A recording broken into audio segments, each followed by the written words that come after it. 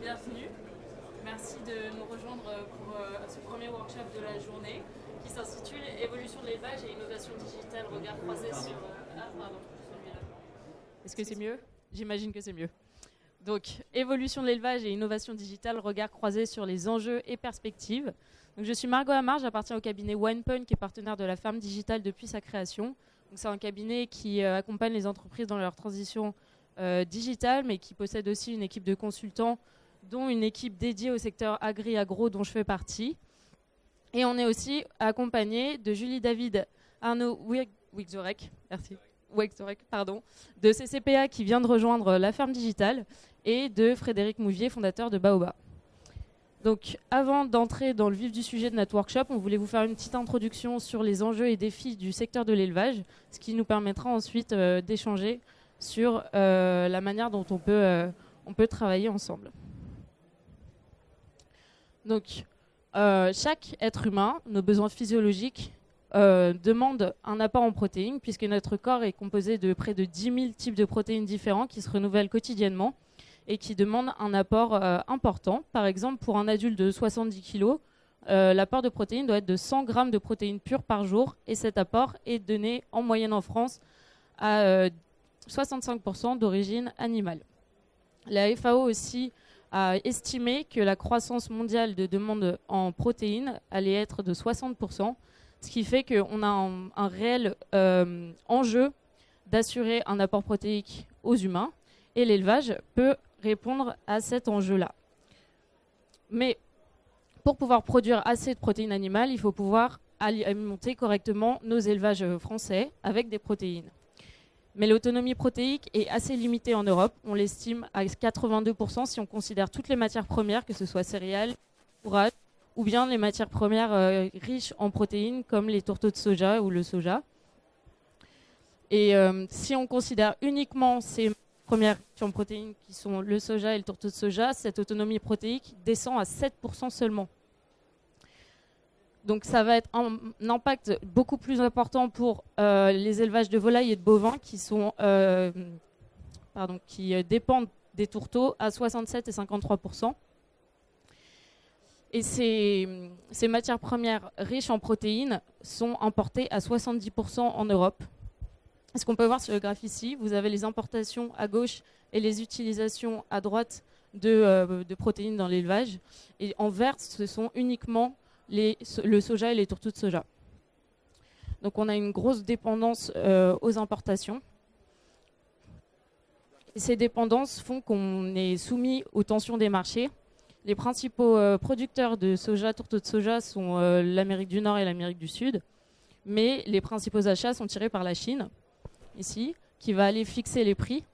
Et le marché de ces mêmes matières premières riches en protéines est extrêmement volatile. Sur les dernières années, on a pu voir des prix qui oscillaient entre 400 et 600 euros la tonne. Et tout ça est encore plus fragilisé par les différentes crises géopolitiques qu'on peut voir en ce moment, et qui, comme la guerre en Ukraine, et d'autres. Mais ce ne sont pas les uniques défis que dont l'élevage doit faire face. Donc, un des premiers va concerner les changements de consommation. Donc, sur les 40 dernières années, la consommation annuelle par habitant de viande a été diminuée de 15 kg. Et c'est observable aussi pour les produits laitiers. Mais on a aussi des préoccupations sanitaires qui sont de plus en plus importantes avec les différentes crises qu'on a eues, comme la grippe aviaire, la peste porcine ou d'autres. Et tous les lobbies qui mettent en évidence qu'une consommation peut-être trop importante de produits animaux pourrait avoir des conséquences pour la santé. Corrélé à ça, on a aussi une augmentation des préoccupations du bien-être animal qui fait aussi évoluer les tendances de consommation des produits animaux. On a des contraintes de production grandissantes avec des demandes de besoins d'adaptation de production pour essayer de limiter les émissions de gaz à effet de serre, la pollution, et assurer le maintien de la biodiversité. Et un souhait national d'une agriculture plus locale et sans OGM. Enfin, pour revenir aussi au premier point que j'avais énoncé, on est sur un marché qui est compétitif. En 2022, la balance économique de l'élevage a été pour la première fois négative. On avait un déficit de 800 millions d'euros à l'échelle française, avec une forte compétitivité d'autres pays comme la Pologne, qui a des coûts de production un peu plus faibles que nous en France, et une importation très très importante de produits déjà transformés en France. Enfin, un des sujets qui est vraiment important, c'est les différences démographiques des exploitations d'élevage. Donc sur ces 10 dernières années, on a près de 63 000 exploitations d'élevage qui ont disparu. Ça représente 2/3 du total des exploitations qui ont disparu ces dernières années. Mais tout ça est corrélé avec une augmentation du nombre d'animaux par élevage. Donc des difficultés de gestion pour les exploitants. Et on a aussi un renouvellement des actifs en élevage qui est extrêmement difficile parce que les tâches peuvent devenir complexes et de plus en plus contraignantes du fait de l'augmentation du nombre de bêtes par élevage. Donc ce sont certains des enjeux et défis qu'on a voulu vous présenter aujourd'hui. Il y en a forcément plein d'autres. On n'a pas voulu être exhaustif. Et notre rôle aujourd'hui aussi, avec toutes ces innovations, c'est de pouvoir accompagner soit l'élevage en proposant des nouvelles innovations, que ce soit sur l'alimentation, ou bien des innovations digitales qui vont venir accompagner les agriculteurs et les soulager un petit peu dans l'ensemble des tâches qu'ils ont à mener. Donc, je vais laisser la parole à Frédéric, qui va vous présenter un petit peu l'enjeu de notre workshop aujourd'hui. Ok, merci beaucoup Margot pour cette présentation sur des enjeux macroéconomiques avec en toile de fond la protéine. Alors du coup c'était une très bonne continuité avec ce qu'on a entendu ce matin lors de la plénière. Je ne sais pas si vous y étiez et si vous avez écouté les propos introductifs et notamment de Julien de Normandie qui expliquait les enjeux autour de la protéine végétale et animale. Donc nous, on va traiter de la protéine animale, mais les animaux aussi s'alimentent en protéines végétales. Donc en fait, tout ça, c'est lié. L'alliance de l'animal et du végétal au sens très large et macroéconomique. Ce que je voudrais vous présenter ici, c'est, puisqu'on est à la ferme digitale aujourd'hui, c'est vous présenter les services aux éleveurs, puisque après avoir redressé ce tableau un peu macroéconomique des enjeux, concrètement, comment on fait ? Et comment on fait, nous, à la ferme digitale, pour essayer de répondre à ces enjeux en protéines et en protéines animales. Donc il y a beaucoup d'innovations à la ferme digitale, plein de domaines différents, et on a recensé ici les startups dans les services aux éleveurs. Alors toutes proposent d'une façon ou d'une autre, parmi ces startups-là, je ne vais pas toutes les citer, mais vous les reconnaîtrez, des services aux éleveurs, et certaines plus particulièrement, dont la proposition de valeur s'adresse directement auprès des éleveurs. On en a de plus en plus à la ferme digitale qui rentrent avec des innovations. C'est ceux qu'on a entourés ici en jaune, que vous voyez ici. Donc certaines sont dans la salle aujourd'hui, parce que sont venus participer au workshop un petit peu pour aussi se présenter. Et vous verrez aussi qu'en fin d'atelier, on terminera par une sorte de kick-off, de lancement d'un groupe de travail. Donc là, c'est une annonce qu'on fait aujourd'hui. C'est qu'à la ferme digitale, on lance un groupe de travail sur l'élevage avec toutes ces startups-là de la ferme digitale qu'on fédère pour travailler sur une feuille de route qu'on va vous présenter et qu'on va continuer à enrichir même au sein de cet atelier, finalement qu'on peut transformer en atelier entre nous pour vous laisser participer et nous faire des propositions d'enrichissement de cette feuille de route à l'issue du workshop. Donc on a par exemple ici, qui sont les startups de la ferme digitale par exemple qui sont venus assister au workshop. J'en reconnais ici Hired. J'ai pas entendu, excusez-moi, je vais me déplacer. Pardon. Lisa Coin. Lisa Coin, très bien. Et on a ici Well2Be. Et puis une autre main s'était levée. Ah ben oui. Gamabilis. Gamabilis, ok. Voilà, donc voilà 3-4 startups qui sont venues nous rejoindre aujourd'hui et on en a d'autres. Voilà pour la liste. Et ben je peux laisser vous présenter pendant 30 secondes, nous dire ce que vous faites. Merci Frédéric. Donc Edouard Asselin pour représenter Hired. On une start-up qui a développé une solution de monitoring pour les troupeaux bovins laitiers, mais de nouvelle génération. En fait, on s'affranchit de tout ce qui est capteur sur l'animal et on se base sur des caméras et de la vision assistée par ordinateur pour analyser le comportement des bovins et derrière en tirer un certain nombre d'informations et d'aides à la décision pour les éleveurs aussi bien dans les événements zootechniques, la vie de tous les jours du troupeau de l'éleveur, que pour la détection des pathologies. Le but étant naturellement que l'éleveur ait les informations, prenne les bonnes décisions le plus tôt possible pour à la fois optimiser sa production, mais aussi gagner en qualité de vie, entre guillemets, en confort de travail.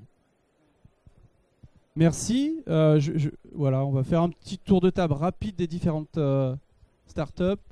Donc, bonjour. Je vous demanderai de vous présenter en 30 secondes. Vincent Gantier, Well2Be. Donc nous, on développe des solutions pour vérifier ou regarder le bien-être animal et la bientraitance. Et notre premier produit, c'est une solution pour l'abattoir, pour vérifier que les animaux n'ont pas de signe de conscience après l'étourdissement. Donc on a une première solution en porc et on développe aujourd'hui une solution en volaille.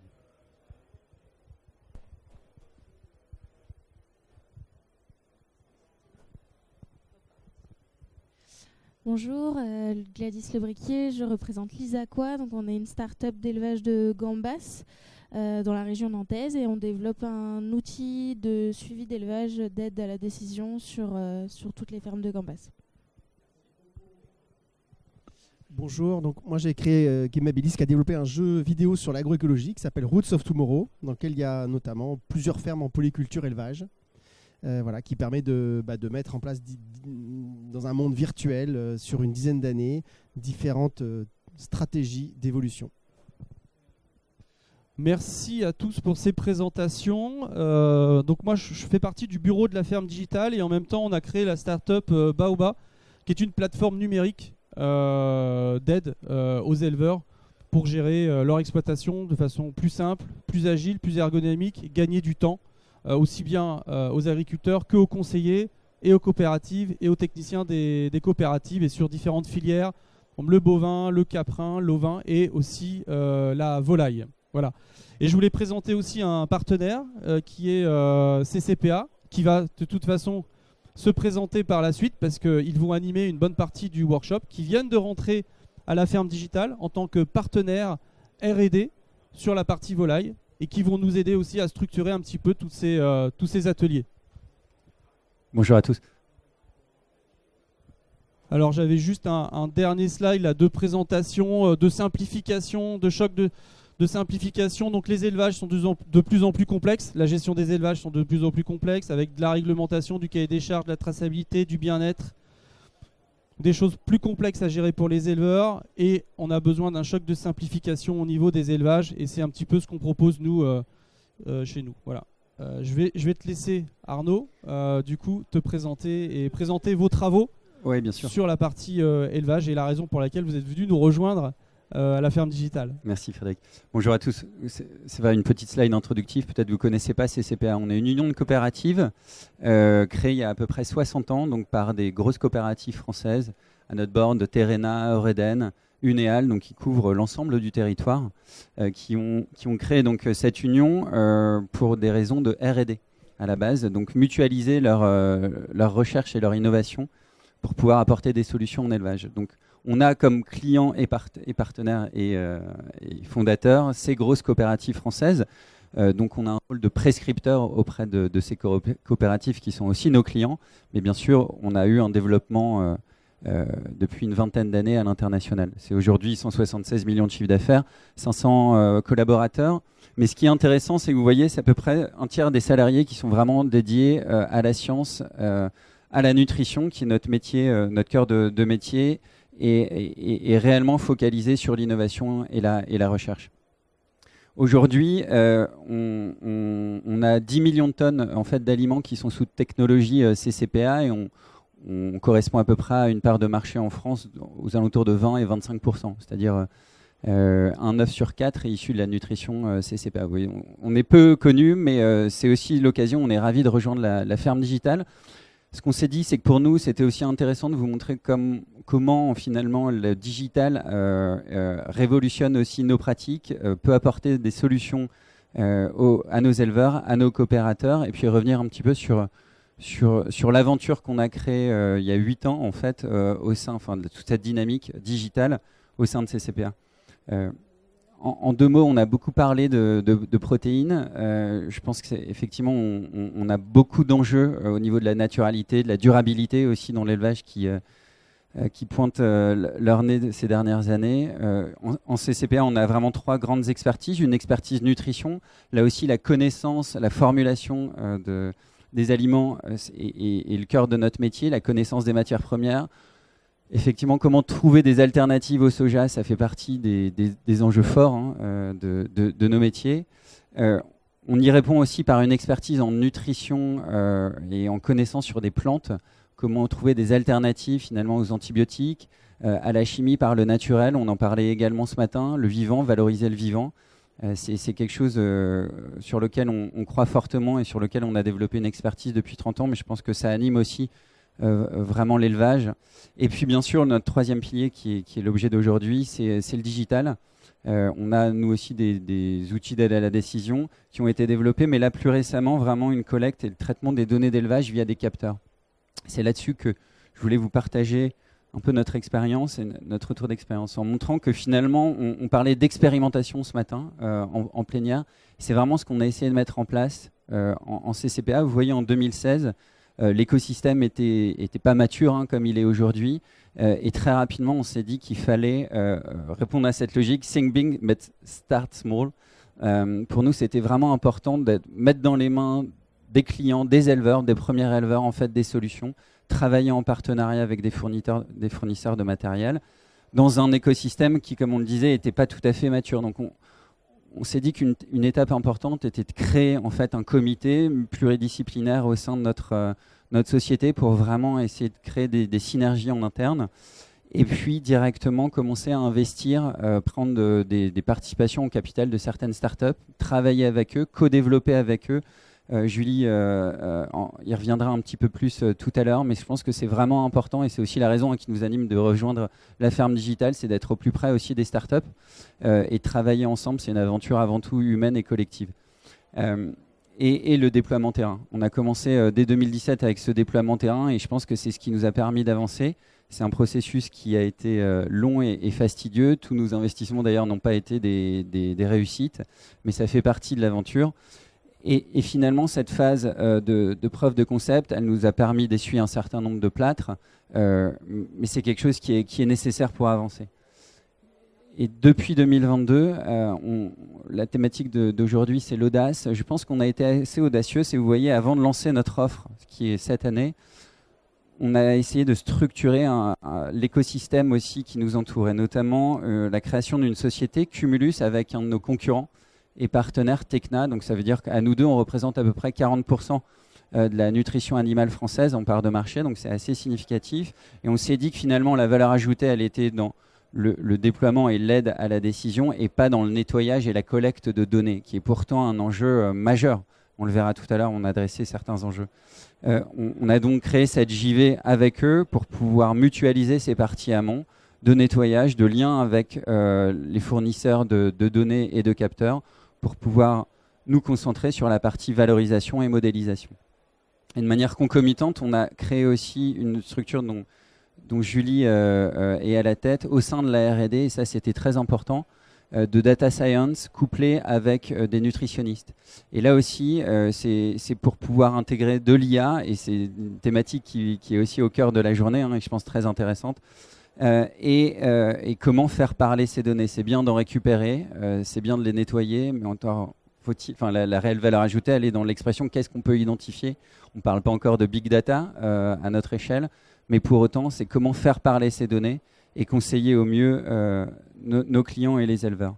Donc on est vraiment dans cette phase d'accélération. Ce qu'on voulait vous partager, c'est finalement commencer en 2016, on lance notre offre en 2024.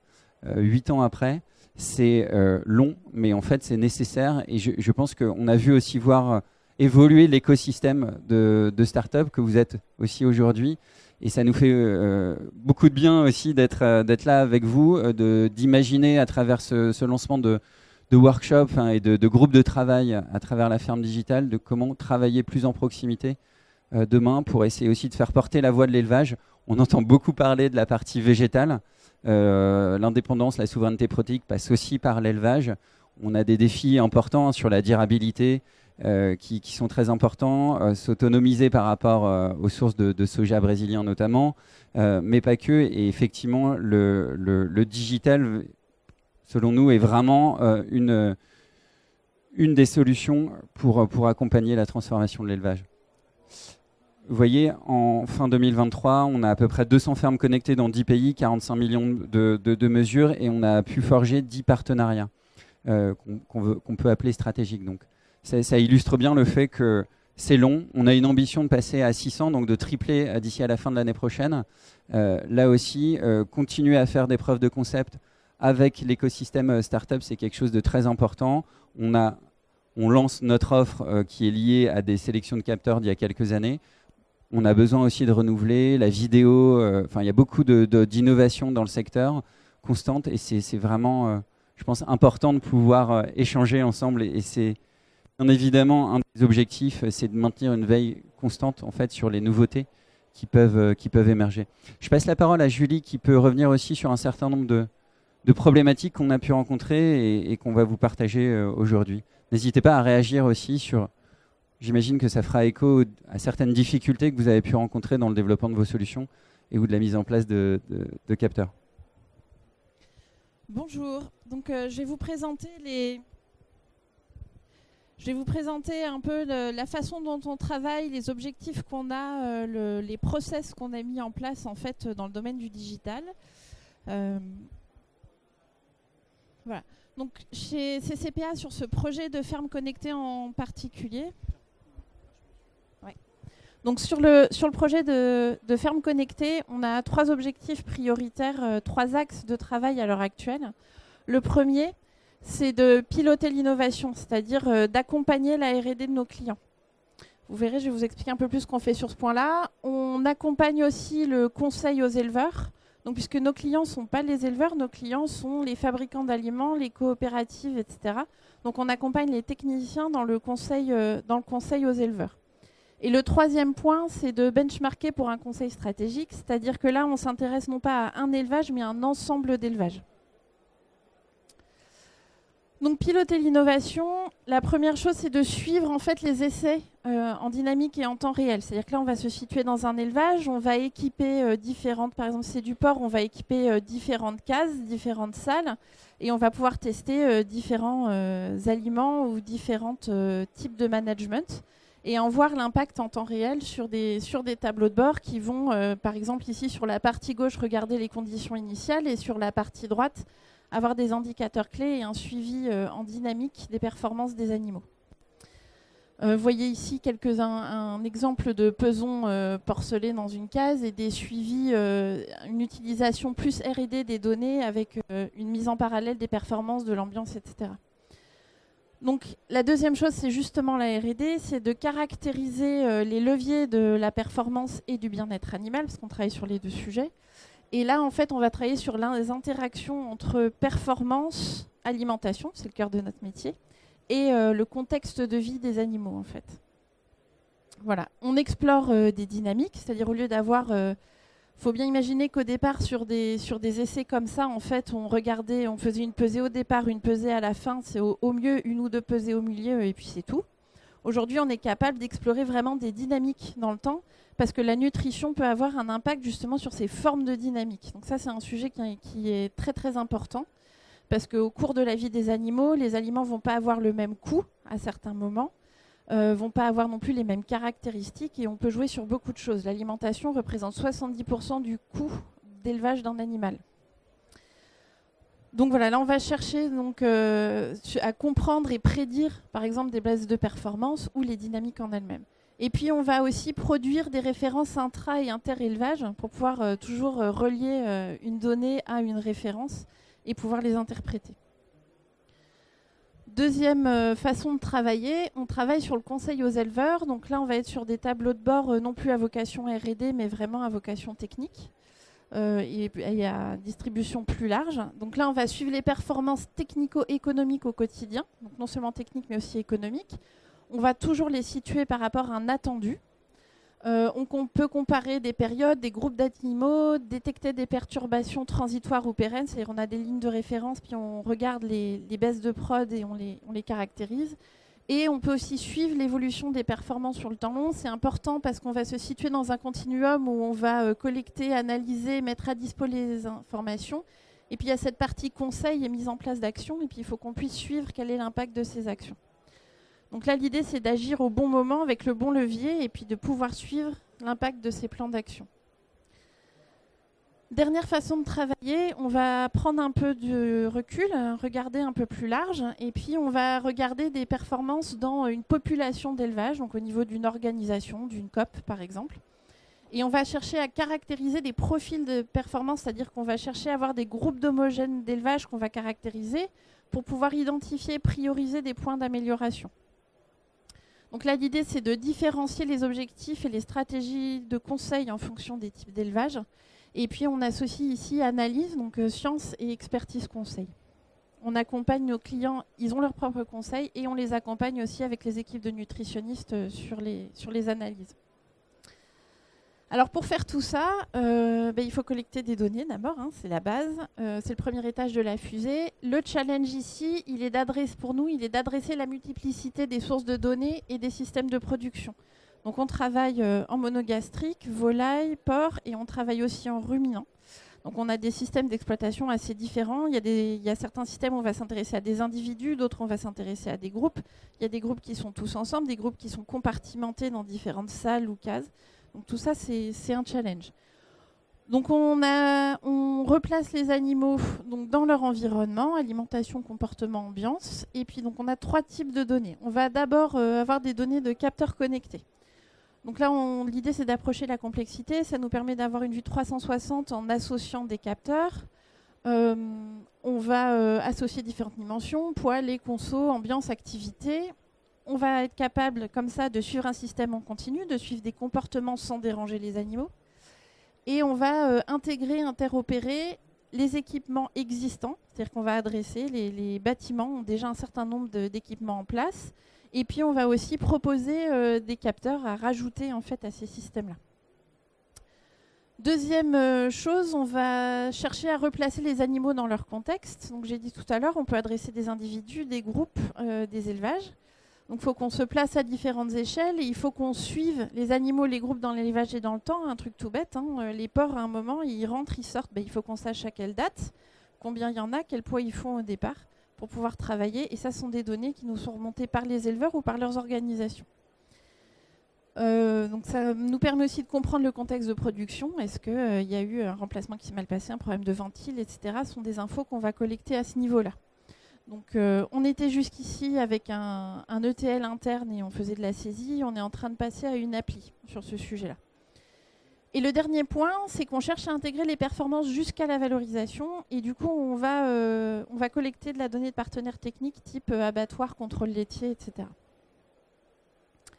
Donc le système pour faire ça, il est celui-ci. Donc il est lié à ce que disait Arnaud, à la création de Cumulus et DataFarm. Donc les 3 types de données sont collectés par Cumulus, qui interopère, normalise et consolide les données.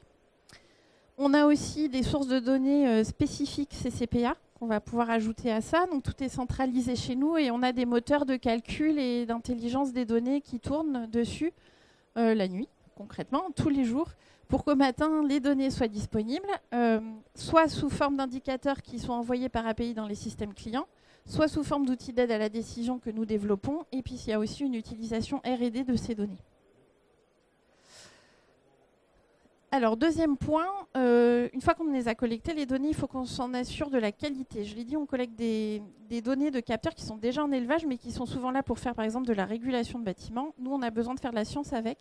Donc, il faut qu'on ait une certaine qualité des données, qui peut être différente de la qualité définie pour une régule de bâtiment.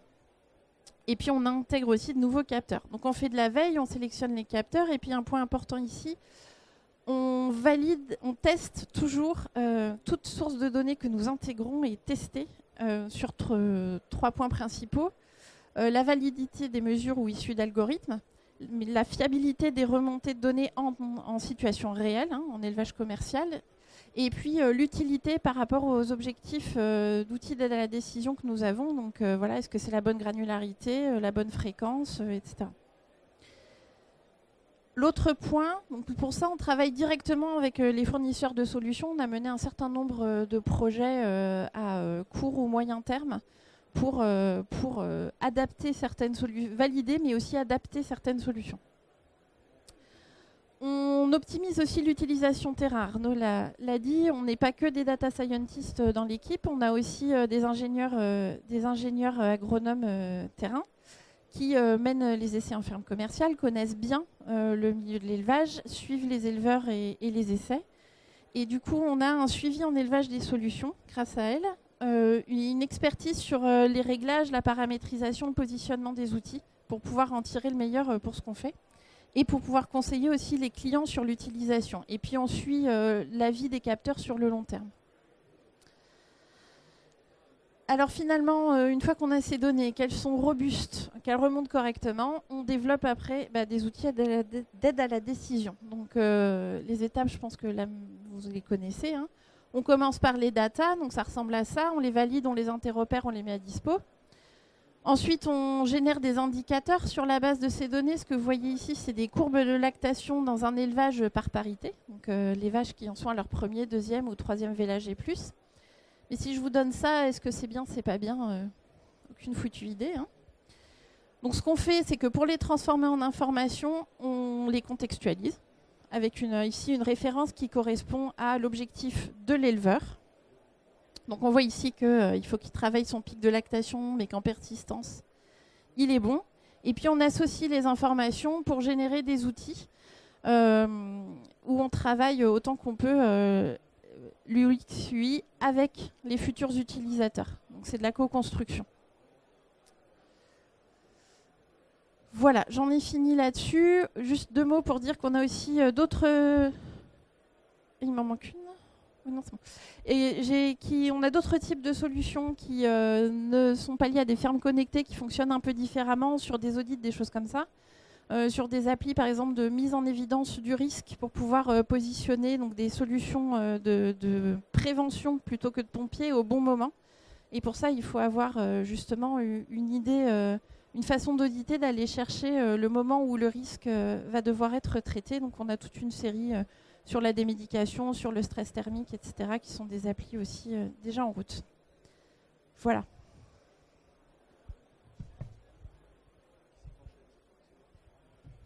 Bon, merci beaucoup, Julie, pour cette présentation. J'ai moi-même appris beaucoup de choses, en fait, sur vos activités et vos R&D. Je vois déjà plein de possibilités de collaboration avec plein de startups de la ferme. Alors on a voulu effectivement vous montrer un regard de notre partenaire CCPA, la ferme digitale, sur l'innovation en élevage. J'espère que vous avez appris certaines choses. Si certains d'entre vous souhaitent réagir, qu'ils n'hésitent pas et pour rendre l'échange un peu interactif, on va enchaîner sur ce qu'on a voulu démarrer ici à la ferme. C'est une sorte d'atelier de travail. On va vous représenter en fait de façon compilée les différents challenges et opportunités finalement qui se dégagent en fait, qu'on souhaite travailler dans ces groupes de travail. On va vous présenter ce qui va être l'embryon de notre feuille de route. Ne pas hésiter à nous faire des propositions aussi. C'est aussi un appel à candidature à ceux qui voudraient rejoindre la ferme digitale en tant qu'adhérents ou en tant que partenaires de la ferme digitale pour participer avec nous sur ces futurs groupes de travail avec nous. Voilà. Donc, ce qu'on a relevé tous ensemble sur ce premier atelier qu'on a fait finalement entre nous, qu'on vous partage aujourd'hui, c'est des challenges à relever dans l'élevage. Un certain nombre de challenges sur lesquels on souhaite travailler tous ensemble aujourd'hui. C'est donc les complexités en élevage. On travaille sur du vivant. C'est beaucoup plus complexe que de travailler sur du végétal, qui est aussi du vivant. Mais là, on est sur du vivant animal. Les interactions aussi au niveau des capteurs.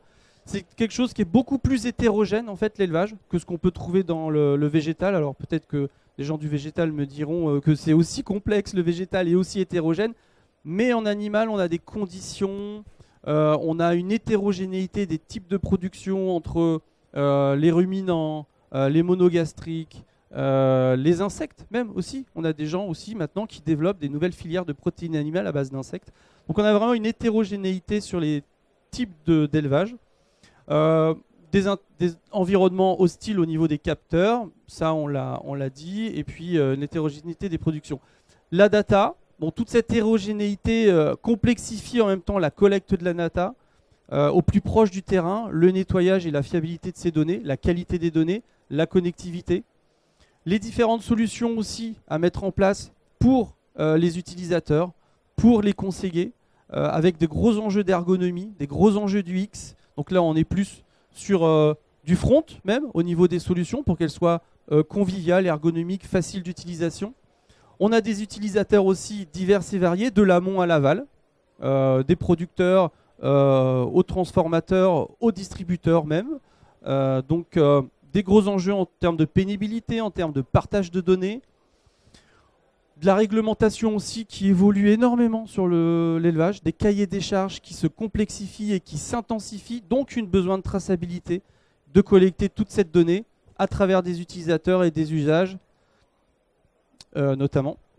Et puis un volet financement, parce que toute cette R&D, il faut la faire vivre, il faut trouver des sources de financement, qu'on soit dans des grands groupes, on a besoin aussi de financement, il faut trouver aussi des guichets, des leviers, des façons de se financer.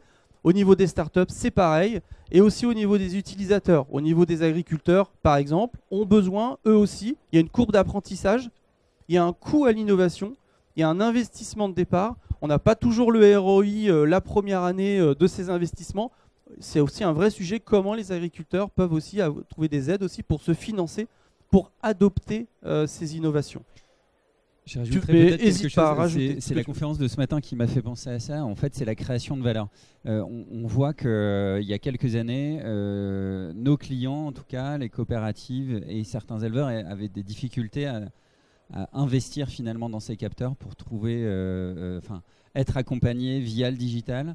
On sent que vraiment il y a une évolution, ça c'est un témoignage, sur cette année 2023 là, et 2024, c'est en train de changer. Les gens sont peut-être plus prêts à consentir à investir, ils voient un ROI plus clair, mais en tout cas je pense que c'est un enjeu très fort du digital en élevage, c'est vraiment arriver à prouver le retour sur investissement, puisque c'est effectivement équiper une ferme en capteur, c'est pas donné.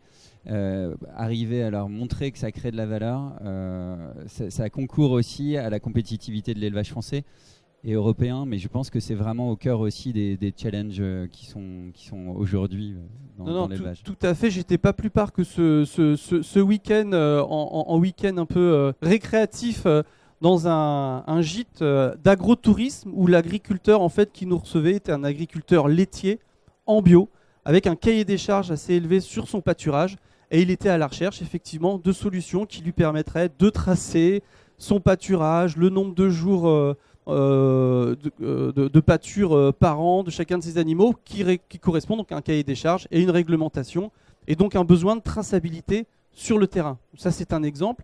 Mais on en trouve d'autres sur le bien-être des animaux, sur des cahiers des charges de plus en plus exigeants, poussés par les consommateurs et les enjeux sociétals.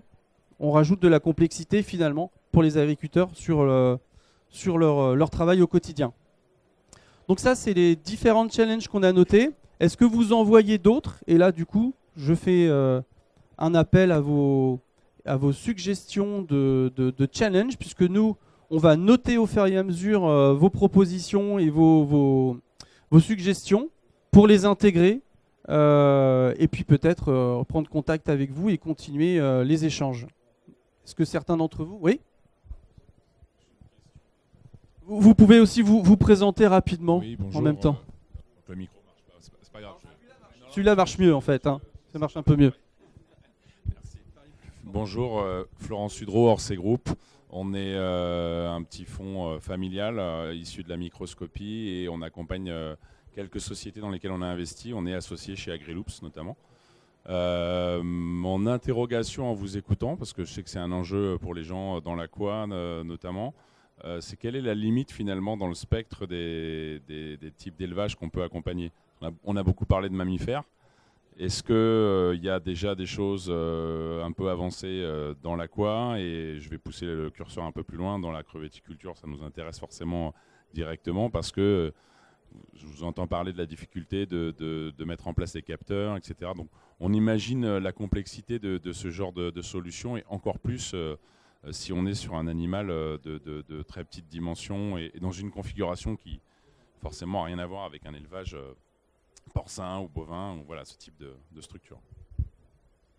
Merci pour la question. Et effectivement, on est dans l'hétérogénéité là, des types d'élevage. Effectivement, l'aquaculture répond à ces engendre toutes ces particularités-là.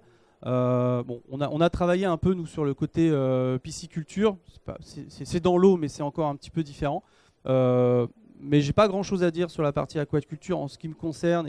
Mais on ne demande qu'à, justement, enrichir nos travaux et nos réflexions avec ce type de production. Tu veux rajouter quelque chose? Il y a des travaux en cours avec, par exemple, l'ANSES de Ploufragan et l'ISEN de Brest, qui travaillent sur l'utilisage de la vidéo pour mesurer, par exemple, des quantités de mouvement, des choses comme ça. Il y a aussi des alors je ne sais pas si c'est des startups ou des entreprises aujourd'hui, mais qui travaillent sur le relevé de données et puis la mise en relation des différentes dimensions administratives, performances et tout des élevages. Donc il y a quand même, de mon point de vue, un milieu où il y a des choses qui bougent quand même. Il y a aussi des capteurs dans l'eau, il y a pas mal de choses. Bonjour, merci. Vous m'entendez? Ok. Moi, c'est Émilie Abraham, je viens du Yield Lab, un fonds européen focalisé dans l'agri-food tech. Juste pour répondre à votre question, d'ailleurs, une des boîtes dans laquelle on a investi est une boîte française basée à Nice qui s'appelle Biocéanor, qui fait du prévision de niveau d'oxygénation de l'eau, justement pour l'aquaculture, qui a de grands effets sur la santé en aquaculture. Donc je peux vous mettre en relation si ça vous intéresse. Je voulais aussi demander à quel point vous êtes en contact avec d'autres organismes hors France qui travaillent aussi sur des enjeux justement sur l'élevage. Notre fonds a des liens très forts avec l'Irlande. Et je reviens juste d'Irlande, où il y a un grand centre de recherche justement qui travaille sur beaucoup des mêmes sujets. Et je me demande juste, je suis toujours un peu frappée par le fait qu'on les enjeux sont les mêmes, surtout dans des pays qui se ressemblent en Europe, une question de pâturage, tout ça. Si c'est intéressant, s'il y a des possibilités de créer plus de liens, voilà. Donc ravi de vous mettre en contact éventuellement. Alors, on a souvent des délégations étrangères qui viennent nous voir et on est en contact avec certaines universités, certains centres de recherche, notamment hollandais et autres, qui viennent régulièrement nous voir, avec qui on partage des pratiques. L'idée de la création de ce groupe de travail, c'est d'essayer d'aller un petit peu plus loin et de voir en type de collaboration concrètement, parce qu'aujourd'hui on partage des pratiques, voilà, et ça s'arrête là. Mais on voudrait démarrer faire un peu plus de groupes de travail, des choses un petit peu plus concrètes. Mais on est preneur de mise en relation. Voilà. Au-delà de ce qui se fait en Irlande, je vous rappelle que le gouvernement finance largement la recherche. Je suis Patrick Armango, je représente l'INRIA. Et on est porteur avec INRAE d'une grosse initiative de recherche qui vise à stimuler donc les connaissances pour qu'à son tour vous puissiez prendre en main l'innovation qu'il y a derrière sur des problématiques entre agroécologie et numérique. Donc dans cette grosse enveloppe qui finance la recherche, il y a une vingtaine de projets en cours avec des instituts techniques, avec aussi des partenaires socio-économiques et bien sûr les centres de recherche qui travaillent sur ces problématiques, sur l'organisation des données, sur les capteurs, y compris en aquaculture, en pisciculture.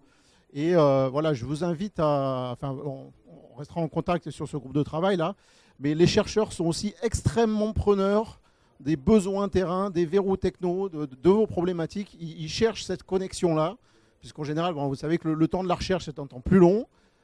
Si on pouvait avoir aussi ce lien plus direct pour leur dire, attendez, réglez ce problème-là d'abord et aidez-les dans les priorités, ça ferait avancer les choses plus vite. Merci. Merci beaucoup pour ces interactions et ces échanges. On va continuer, évidemment, c'est très riche et très intéressant. Le partenariat privé-public, transfert, etc., c'est fondamental. Donc on est preneur, effectivement. Et vraiment, je le dis, à la fin de ce workshop, donnez-nous vos coordonnées. Ne partez pas comme ça parce qu'après, on ne se retrouvera plus. Et il faut vraiment qu'on crée ce lien et ces échanges pour continuer justement ces échanges ensemble, d'une façon ou d'une autre. Bonjour, Robin Fmeister, je suis le dirigeant de Coco Veto, une boîte qui fait de l'IA conversationnelle pour faire du conseil en élevage en France et en Afrique de l'Ouest. Et donc on accompagne tout type de filières, aussi la pisciculture. J'avais une remarque sur l'aspect réglementaire et législatif où on voit qu'en France il y a un blocage, notamment sur l'élevage, que ce soit vétérinaire ou alimentation animale. Il me semble qu'il serait quand même pertinent d'avoir aussi une réflexion autour de ça sur des propositions à porter auprès du législateur et un accompagnement à avoir.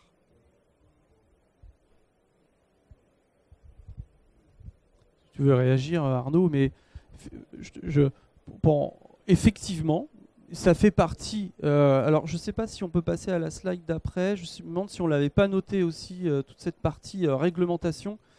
Les challenges, et on avait les axes prioritaires de travail. Bon, on n'avait pas. Mais oui, la partie réglementaire, ils sont aussi très preneurs, en fait, finalement, les pouvoirs publics, de comprendre un petit peu les freins, les points de blocage, et qu'on apporte des propositions, mais il faut le faire, porter ça tous ensemble, public, privé et autres, et on aura beaucoup plus de points en fait à porter ces sujets-là et ces messages-là tous ensemble. Arnaud, tu voulais réagir? Non, effectivement, je rejoins. Je pense que le réglementaire est vraiment important à intégrer dans la feuille de route. Le lien avec le législateur est fondamental. On le voit bien sur d'autres sujets en nutrition. C'est clé et ça contribuera à faciliter l'émergence d'innovations et de solutions auprès des éleveurs. Donc oui, je pense que c'est vraiment important. Et on l'évoquait avant le workshop en réagissant à chaud avec Frédéric, porter la voix de l'élevage à travers la ferme digitale. Je pense que ça sera un des enjeux aussi de ce groupe de travail. Aujourd'hui, c'est très axé nutrition, enfin végétale, production végétale. C'est important qu'on fasse émerger aussi une voix de l'élevage français. Donc c'est aussi un de ces enjeux de regrouper les forces vives au sein de l'élevage français pour pouvoir essayer aussi d'avoir plus de liens avec le législateur et l'État. Bonjour, je suis Chine, je suis Managing Director d'un fonds Capagro. Donc, nous, on investit dans des startups dans le domaine santé animale. OAD, c'est un thème que notre investissement. Et notre investisseur, y compris Terena, Oralis, la groupe Bell. Donc, c'est un sujet vraiment très, très pertinent. Donc, personnellement, quand on fait d'investissement, en fait, un sujet qui est vraiment un parieur pour l'adaptation, c'est que montrer vraiment concrètement, ça coûte combien et quels bénéfices économiques chaque année on peut porter pour des éleveurs.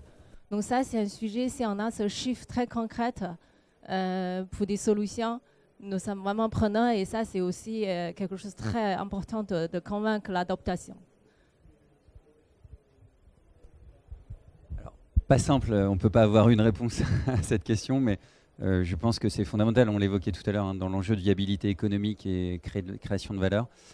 C'est dépendant de toutes les solutions. Ça va dépendre effectivement des OAD, mais je pense que c'est fondamental dans les business plans de pouvoir très rapidement montrer un ROI aux éleveurs qui doivent investir souvent pour poser des capteurs. Ouais, absolument. Vous vouliez réagir? Oui. Bonjour, Héloïse Gilles, je suis directrice de FAST, qui est une structure, on connaît Baoba, qui a été créée par les Arsoé, c'est des ESN spécialisés dans le monde agricole et notamment de l'élevage, dont fait partie Adventiel, mon voisin Louis qui fait partie d'Adventiel. Et un autre exemple aussi, la structure Octéo qui est plutôt sur le sud-est, alors que Adventiel est localisé dans l'ouest. Tout ça pour dire qu'on travaille pas mal sur le sujet des données. On a notamment une solution de gestion de consentement sur les données agricoles. Et en termes de défis, j'aurais souhaité appuyer sur celui sur l'interopérabilité. Il y a un sujet, rien que le sujet interopérabilité entre l'outil de gestion de troupeau et l'outil de gestion parcellaire, c'est un premier sujet. ensuite avec l'outil qui permet de faire la compta, celui qui permet de faire ci. Et souvent les éleveurs ils nous disent mais moi je voudrais bien mettre une info à un endroit et que ça puisse se partager entre tous mes outils. Il y a ça et on en discutait, il y a aussi toutes les évolutions au niveau national, sur les SI du ministère, notamment, alors nous on est plutôt il y a pas mal dans les ruminants, mais identification, je pense que côté Baobab, il y a des impacts sur obtenir les données d'identification, de génétique, sanitaire, tout ça, je pense que c'est un écosystème assez complexe et que l'éleveur parfois il dit mais faites simple et aidez-moi à simplifier la gestion aussi administrative de mon exploitation.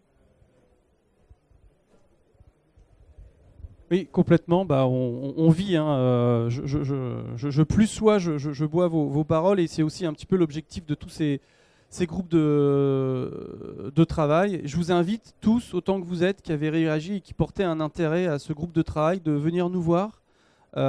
Pourquoi pas adhérer à la ferme digitale, je pense, en tant que partenaire ou en tant que start-up, pour pouvoir faire partie justement de cette réflexion, cette émulation, ces synergies et ces groupes de travail que l'on va mener prochainement.